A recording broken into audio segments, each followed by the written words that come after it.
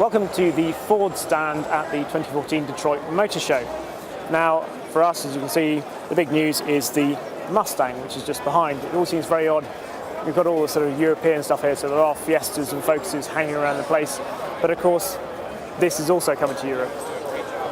It looks, well, it looks smaller in the metal. Talking about metal, it's mostly steel panels, but it's also got aluminium for the bonnet and the front fenders, wheel arches there. It's about the same size as an M6, but it does look smaller than the old car, particularly around the rear, as you'll see in a second when it comes around this way. This, as you can see from the badges, is the 5-litre car, so 5-litre V8, putting out 420 brake horsepower and about 390 pounds for the torque. However, intriguingly, it's probably the right word, they're also going to put a 4-cylinder engine into this. It's a 2.3-litre EcoBoost engine, and that puts out about 305 brake horsepower and about 300 pounds-foot of torque.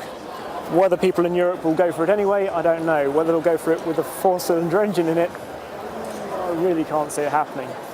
Anyway, looks pretty good. But there's some other news from the Ford stand, which is particularly pertinent to the American market, and that's just over there.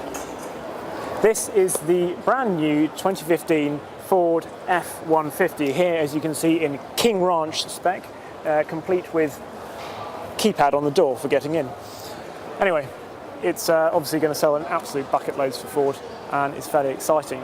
However, the most impressive F150 is in fact just over there. The coolest F150 on the Ford stand is this. As you can probably tell, it completed the Baja 1000 race, arguably one of the toughest. It's like the Dakar, but sort of run over one day.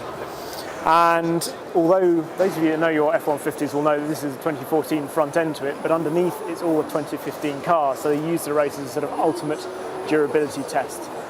As it completed the race successfully, they thought, well, why don't we just keep on going? So in fact, they drove this car then all the way back to Dearborn, although apparently they did put some sort of makeshift windscreen in just to save their faces. I think it looks really, really cool, and it's just cemented my desire to do the Baja 1000 one day, if anyone's listening.